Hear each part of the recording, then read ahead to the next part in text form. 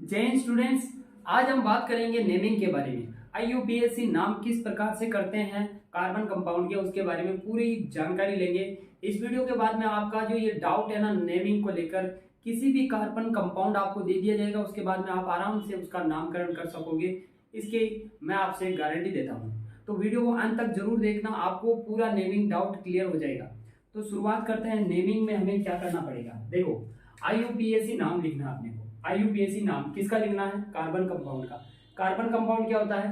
Carbon carbon carbon की ऐसी श्रृंखला होती है, उसी प्रकार उसको कहते हैं कार्बन कंपाउंड। यानी उसके अंदर और भी दूसरी चीजें होती है, हाइड्रोजन या फिर बोरोन या क्लोरीन, ऐसी चीजें लगी हुई होती है। तो इस प्रकार से आपको पता है कि जो कार्बन होता है ना, कार्बन की वैलेंसी कितनी होती है? 4 होती है। कार्बन की वैलेंसी कितनी होती है? 4। यानी इसके चारों ओर 4 अन्य एटम जुड़ सकते हैं, जैसे में अधिकतर हाइड्रोजन जुड़ा हुआ रहता है। अगर कोई नहीं आता तो हाइड्रोजन आता ही आता है। ये चीज तो आपको पता चल गई होगी और मैंने पहले भी बताई है। इसके बाद बात करते हैं इसका, अगर नामकरण करना है तो हमें 2 चीजें का ध्यान रखना है। 2 चीजें ही नामकरण में काम देती है। 2 चीजें कौन सी है? एक तो है प्रीफिक्स और दूसरी है सफिक्स, और एक है सफिक्स। ये क्या होते हैं? ये सफिक्स जो है ये कार्बन की श्रृंखलाएं होती है, नंबर ऑफ कार्बन, यानी कार्बन की श्रृंखला होती है जिसमें कितने कार्बन है। जैसे कोई मान लो कि यहाँ पर कार्बन की संख्या 1 है, यहाँ किसी जगह पर कार्बन की संख्या 2 है, किसी जगह पर कार्बन की संख्या 3 है और किसी जगह पर कार्बन की संख्या 4 है। तो इस प्रकार की जो श्रृंखलाएं होती हैं इनको हम कहते हैं सफिक्स, यानी ये जो पहले आती है। इनका नामकरण कैसे करेंगे उसके बारे में समझेंगे। और सफिक्स का मतलब हो गया इनके जो बीच में जो ये बंद है ना, बंद के बारे में बात करते हैं। एक सिंगल बंद, एक होता है डबल बंद और एक होता है ट्रिपल बंद। जो सिंगल बंद होता है उसके लिए हम लगाते हैं एन। क्या लगाते हैं? एन।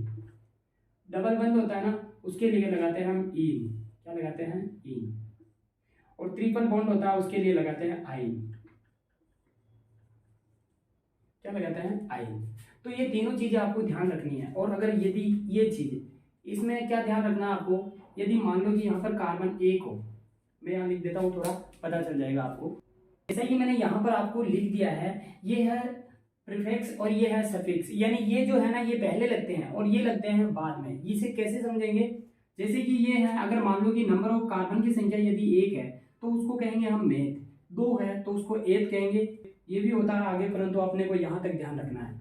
इसके अलावा ये जो है ना, अगर मान लो किसी कार्बन कार्बन के बीच, यानी ये जो बंद है ना ये कार्बन कार्बन के बीच होंगे। कार्बन कार्बन के बीच यदि एक बंद है तो उसको उसके पीछे लगाएंगे, इनके पीछे लगाएंगे एन। और यदि कार्बन कार्बन के बीच में यदि डबल बंद है तो इन लगाएंगे। और यदि कार्बन कार्बन के बीच में यदि 3 बंद है तो उसके लिए आइन लगाएंगे। चलो एग्जाम्पल लेके देखते हैं अपन कि किस प्रकार से अपन इनके लिए लगाएंगे। देखो यहाँ पर मैंने 3 एग्जाम्पल लिए हैं। इनके अंदर पहले सबसे पहले अपन इसको लेकर समझेंगे कि इनके सबके अंदर देखो कि सिंगल बॉन्ड है, यानी सेचुरेटेड है ये सारे के सारे। जिनमें सिंगल बॉन्ड होता है उनको अपन संतृप्त या सेचुरेटेड कहते हैं, जो कि हम पिछली कक्षाओं में पढ़ चुके हैं। देखो इनका नामकरण कैसे करेंगे। सबसे पहले अपने को देखना कार्बन की संख्या 1 और 2, यानी 1 है और ये दूसरे नंबर का 2 है। तो अगर 2 कार्बन की संख्या होती है तो हम यहाँ पर क्या लगाते हैं? कार्बन की संख्या 2 के लिए एथ लगाते हैं। क्या लगाते हैं? एथ। ये एथ लगा दिया। अब इनके बीच में सिंगल बॉन्ड है तो हम लगाएंगे एन। क्या लगाएंगे? एथेन। क्या लगा दिया? एथेन। इसका नाम क्या हो गया? एथेन। देखो बहुत सिंपल है।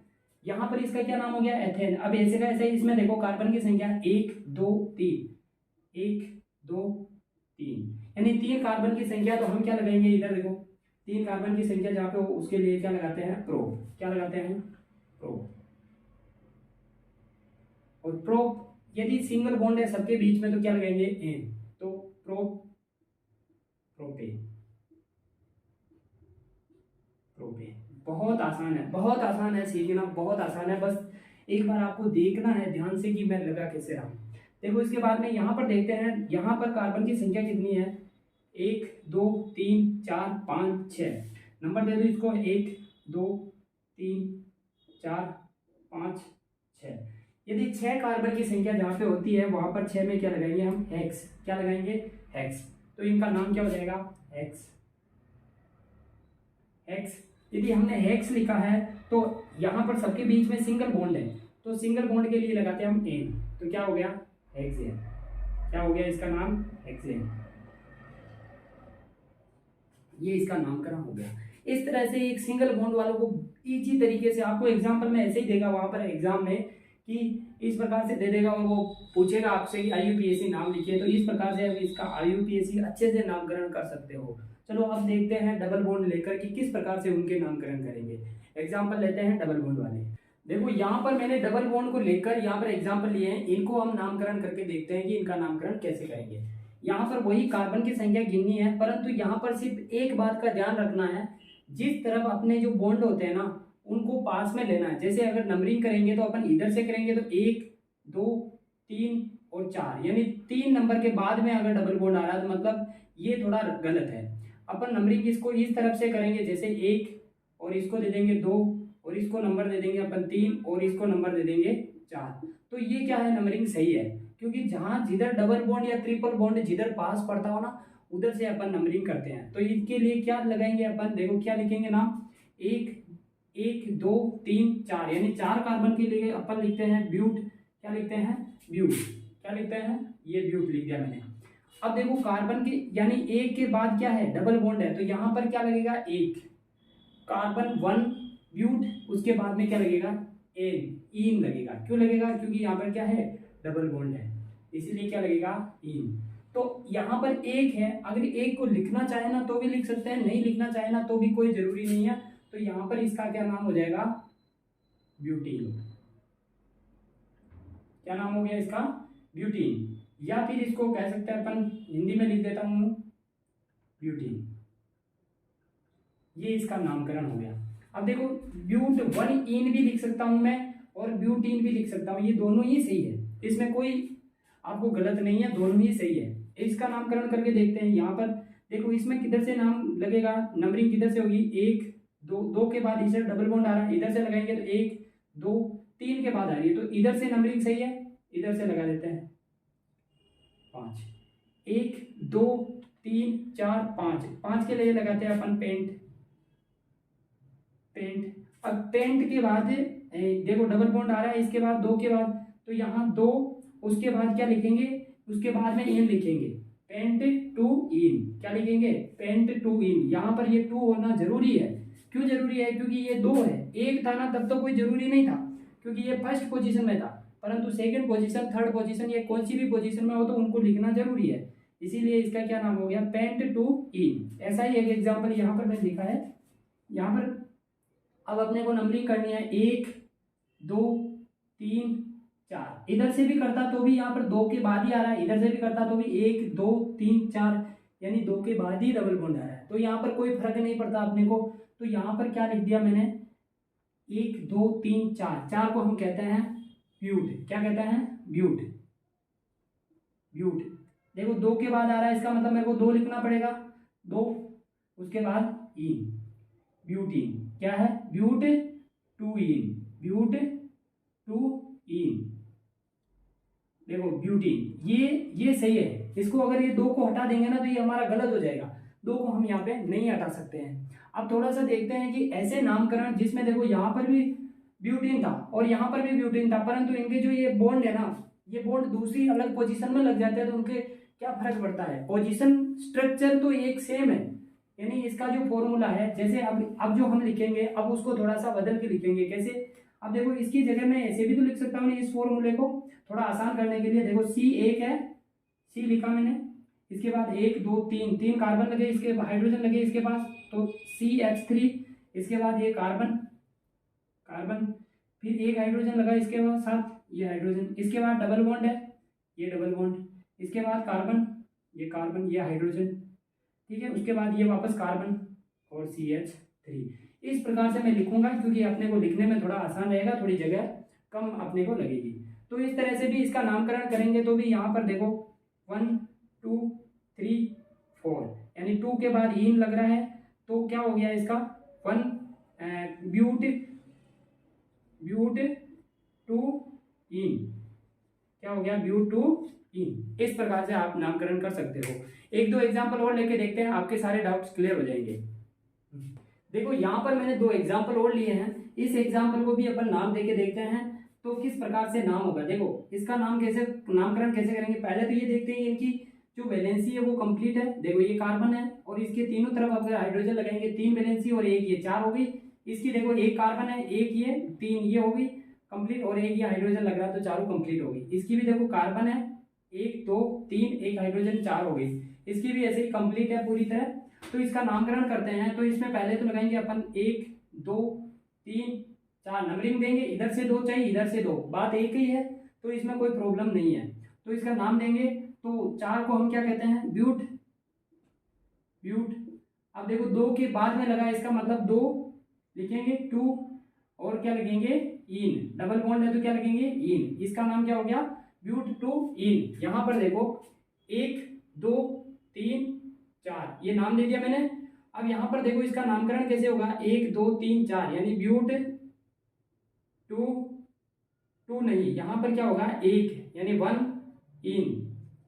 यहां पर 1 इन को लिखना चाहे तो भी ठीक है, नहीं लिखना चाहे तो कोई प्रॉब्लम नहीं है। परंतु यहां पर एक चीज सीखने को अपने को ये मिलेगी, देखो इसमें भी देखो कार्बन की संख्या 1 2 3 4 है, इसमें भी देखो 1 2 3 4 है। हाइड्रोजन की संख्या देखो 3 हाइड्रोजन, एक ये 4 5 5 और 3 8 है, यानी कार्बन की संख्या 4 और हाइड्रोजन की संख्या 8 है। यहाँ पर देखो 1 2 3 4 कार्बन की संख्या 4 है, हाइड्रोजन की संख्या 2 3 3 और 2 5 5 और 3 8, यानी हाइड्रोजन की संख्या 8 है। देखो यहाँ पर क्या हो रहा है, फॉर्मूले के अंदर जो फॉर्मूला है वो तो क्या है सेम है, फॉर्मूला क्या है सेम है, परंतु यहां पर डिफरेंट क्या चीज आ रही है, स्ट्रक्चर जो है ना वो डिफरेंट आ रही है। स्ट्रक्चर डिफरेंट, यहां पर स्ट्रक्चर डिफरेंट आ रही है। जहां पर फॉर्मूला तो सेम है परंतु स्ट्रक्चर जहां डिफरेंट आती है उनको हम कहते हैं आइसोमर। क्या कहते हैं, आइसोमर। ये नाम बहुत ही याद रखना आपको बहुत ज्यादा जरूरी है, क्योंकि ये बहुत से क्वेश्चन बहुत सी बार पूछा जाता है। क्या नाम है, क्या नाम है, आइसोमर। आइसोमर नाम याद रखना है, आइसोमर। इनको क्या कहते हैं, आइसोमर कहते हैं। देखो स्ट्रक्चर तो अलग है, स्ट्रक्चर कैसे अलग है, क्योंकि देखो ये यहाँ लगा हुआ है, इसका यहाँ लग रहा है, इसका मतलब ये अलग है। अगर आपको ऐसे ही अगर एग्जांपल दे दे और आपसे पूछ ले कि आप इसके आइसोमर लिखिए, तो आप इसको इस तरह से भी लिख सकते हो, इस तरह से भी लिख सकते हो, दोनों तरफ से लिख सकते हो। तो ये हो गए हमारे आइसोमर। एक दो आइसोमर के एग्जाम्पल और लेके देखते हैं, आपके डाउट सारे क्लियर हो जाएंगे। देखो यहाँ पर देखो मैंने एक दो एग्जाम्पल और लिए हैं, इनको नामकरण करते हैं। यहाँ पर देखो डबल बॉन्ड इस साइड है, यहां से करेंगे नामकरण 1 2 3 4 5। 5 को क्या कहते हैं अपन, पेंट। 1 2 के बाद है तो 2, पेन 2 इन।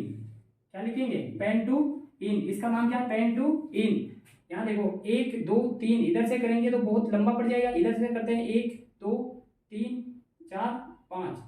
तो क्या हो गया इसका नामकरण 1 2, यानी 1 के बाद है तो पेंट 1 इन। इसका क्या नाम हो गया, पेंट 1 इन, या फिर पेंटिन भी कह सकते हैं इसको, है ना। तो इस प्रकार से आपको ये समझ में आ रहा होगा आइसोमर क्या होते हैं, आइसोमर के बारे में आपको जान गए होंगे। तो चलो देखते हैं अब ट्रिपल बॉन्ड वाले एग्जांपल लेके देखते हैं कि जहां पर ट्रिपल बॉन्ड होता है उनका नामकरण कैसे करते हैं। एग्जांपल लेते हैं, तो 3 बॉन्ड वाले मैंने एग्जांपल लिख दिए हैं, आपको यहाँ पर क्या करना है, इनका नामकरण करना है। नामकरण कैसे करोगे, पहले मैंने बता रखा है कि जो जिधर 3 ट्रिपल बॉन्ड या डबल बॉन्ड जहां पास पड़ते हैं उधर से नामकरण करेंगे। यहाँ करेंगे, इधर देखो 1 2 3 4, इधर से करो चाहे इधर से करो, यहाँ तो बीच में है तो कोई फर्क नहीं पड़ रहा है। तो देखो 1 2 3 4, 4 है तो 4 को क्या कहते हैं अपन, ब्यूट। अब यहाँ देखो 1 2 के बाद है तो 2 क्या लिखेंगे, आइन। क्या लिखेंगे, आइन। तो इसका नाम क्या हो गया, ब्यूट 2 आइन। यहाँ देखो 1 2 3 4 है, इधर से करेंगे नामकरण क्योंकि इधर पास से पड़ता है 3 4, तो इसका भी नाम क्या हो गया, ब्यूट 1 आइन, या फिर इसे कह सकते हैं हम ब्यूटाइन। ये भी हो सकता है इसका नाम, क्योंकि 1 है तब तक तो कोई प्रॉब्लम नहीं है। यहां देखो 1 2 3 4 5 6 है, 1 2 3 4 5 6, इधर से करते तो भी 3 नंबर के बाद ही पड़ता है, 1 2 3 के बाद ही पड़ता है, इधर से करते तो भी। तो इसको किधर से भी करो, इसमें भी कोई फर्क नहीं पड़ने वाला।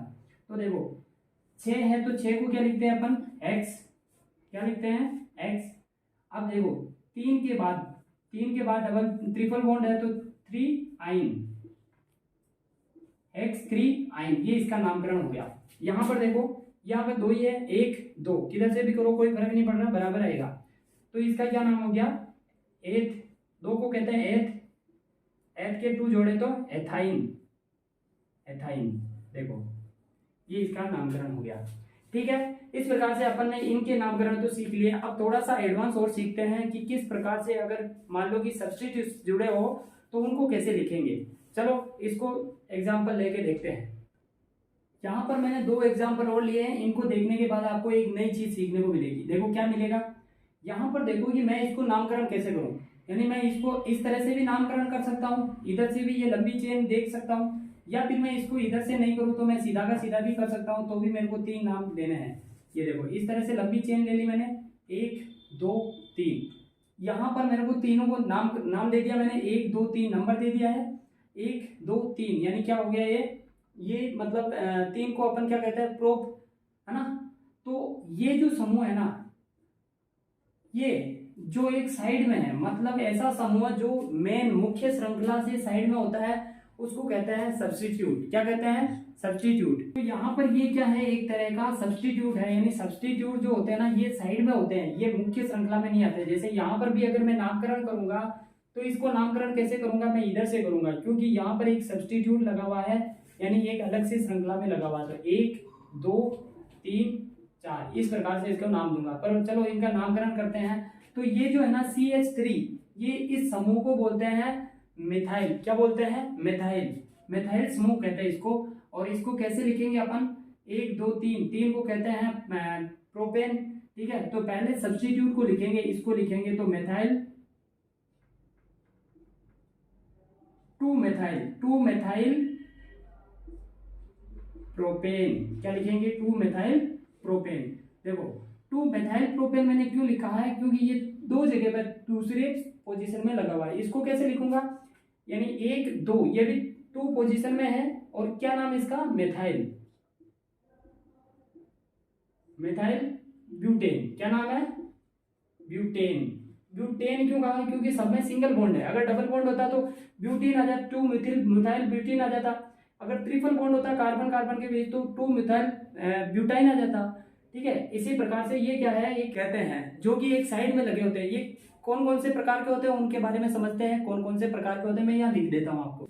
तो यहाँ पर ये चीज आपको समझ में आ जाएगी होगी कि किस प्रकार से जो सब्स्टिट्यूट समूह होते हैं ना ये बाहर की ओर लगे होते हैं। जैसे कि यहाँ पर मैंने लगाया हुआ है, कुछ एग्जाम्पल दिए हैं, जिसमें CH3 होती है उसको मिथाइल कहते हैं, C2H5 जिसे एथाइल कहते हैं, और Cl को क्लोरो, Br को ब्रोमो, I को आयोडो, और F को फ्लोरो, NO2 को नाइट्रो। तो ये जो समूह है ना ये मुख्य श्रृंखला से बाहर लग सकते हैं। तो इनको नामकरण कैसे करेंगे, अपनी सबसे लंबी श्रृंखला चुननी अपने को, और सबसे पहले देखना है कि जो ये मिथाइल समूह है ना ये किस साइड में पास में लगे हुए हैं। जो ये समूह है, ये देखो ये यहाँ पर क्लोरो समूह लगा हुआ है, तो इधर से नामकरण करेंगे 1 2 3 4। तो ये 2 पोजीशन में क्लोरो है, तो ये क्या नाम आएगा इसका, 2 क्लोरो।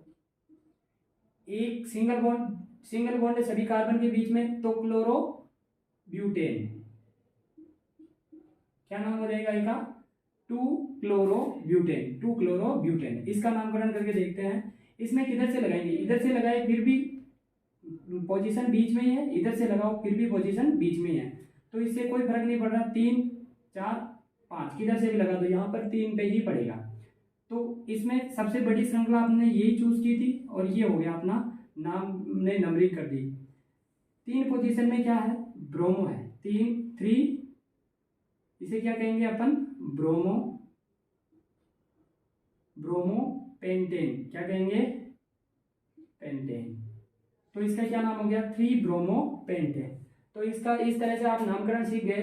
परंतु एक चीज है कि यदि मान लो कि ये जो Br है ना, इसी की पोजीशन में जैसा ही इस एग्जांपल में देखा कि 2 एक साथ में आ जाए तो क्या लिखेंगे। अगर दो एक साथ में आ जाते हैं तो यही एग्जांपल है सेम, इसमें मैंने क्लोरीन लगाया और दो एक पोजीशन में लगा दिया, तो कैसे नामकरण करेंगे? पहले तो सबसे लंबी श्रृंखला देखेंगे, ये सबसे लंबी श्रृंखला 1 2 3 4 5 नामकरण कर दिया, इसको नंबरिंग दे दी।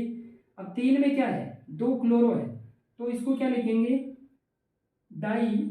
जहां पर 2 होते हैं ना उसको कहते हैं डाई, 3 होते हैं ट्राई, 4 होते हैं तो टेट्रा, फिर 5 को पेंटा, इसी प्रकार से लिखते जाएंगे। यानी डाई है, कौन सी पोजीशन में डाई है? तो ये तीसरी पोजीशन में डाई है, तो 3 डाई, डाई क्लोरो। क्या है? डाई में क्या है? Chloro, chloro pentane. क्या नामकरण हो जाएगा इसका? 3 डाई क्लोरो पेंटेन। तो इसका नामकरण क्या हो गया? 3 डाई क्लोरो पेंटेन। तो इस प्रकार से एक दो एग्जाम्पल और लेके देखते हैं, अच्छे से थोड़ी बहुत और चीज सीखने को मिलेगी। एक एग्जाम्पल और लेते हैं। तो देखो यहाँ पर मैंने 2 एग्जाम्पल और लिए हैं, इन 2 एग्जाम्पल की मदद से हम देखते हैं कि किस प्रकार से इनका नामकरण करेंगे। तो यहाँ पर अपने को नाम देने में अब समस्या ये आ गई कि पहले तो मैंने कहा था कि जो डबल बॉन्ड या ट्रिपल बॉन्ड होते हैं उधर से नेमिंग पहले करते हैं या फिर उनको संख्या लगाते हैं। पर यहाँ पर ये चीज ध्यान में रखनी है कि जो पहले जो सब्स्टिट्यूट समूह जुड़े होते हैं ना उनको सबसे पहले देखना होता है। तो इधर से ये पास में ये पड़ता है ना, तो इधर से करेंगे। अगर अपन डबल बॉन्ड को देखेंगे तो इधर से लगाना है, परंतु इसको डबल बॉन्ड को नहीं देखेंगे, जहां पर सब्स्टिट्यूट यानी जो साइड का समूह होता है ना उसके लिए इधर से करेंगे। तो यहाँ से 1 2 3 4 5। तो इसका नाम कैसे करेंगे? नाम कैसे देंगे? 2 में क्या जुड़ा हुआ है? 2 क्लोरो, क्लोरो, फिर देखो 2 क्लोरो, फिर 3 में भी लगा डबल बॉन्ड, इधर से देखो तो 4 में, परंतु अपने को सबसे पहले वाला देखना है तो क्या लिखेंगे? 3 1 2 3 4 5।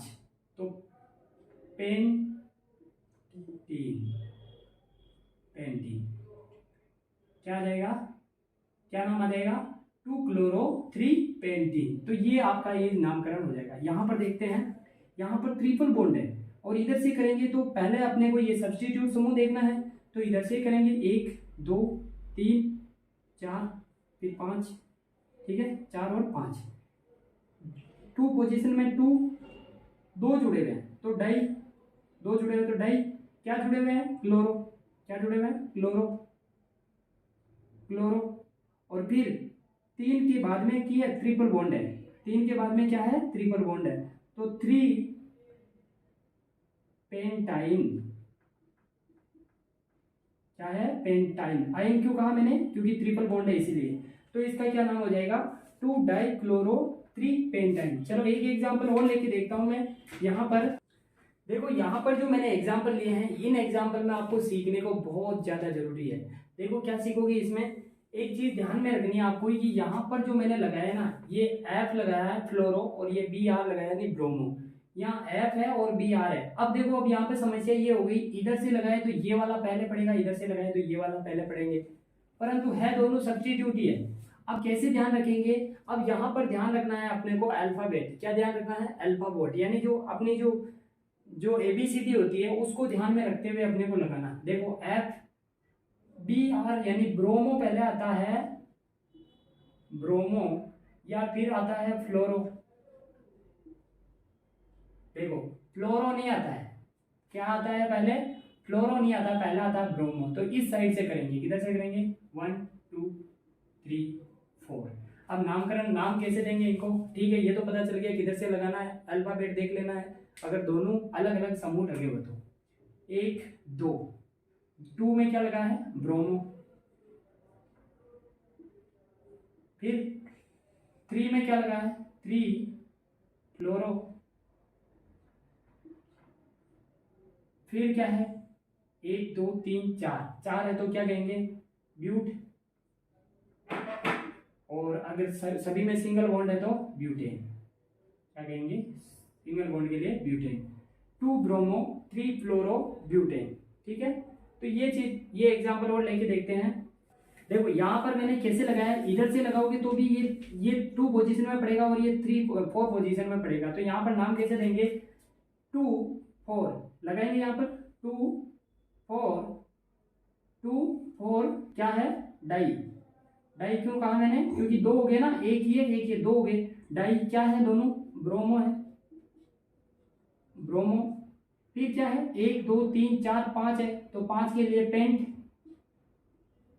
और पेंट और सबके लिए सिंगल बॉन्ड है तो पेंटेन। क्या लगा दिया मैंने, पेंटेन। तो क्या हो गया, 2 4 डाई ब्रोमो पेंटेन, ये हो गया इसका नामकरण। यहां पर देखते हैं, यहां पर बहुत अच्छी चीज सीखने को मिलेगी। यहां पर यही एग्जांपल है, इसी तरह से है।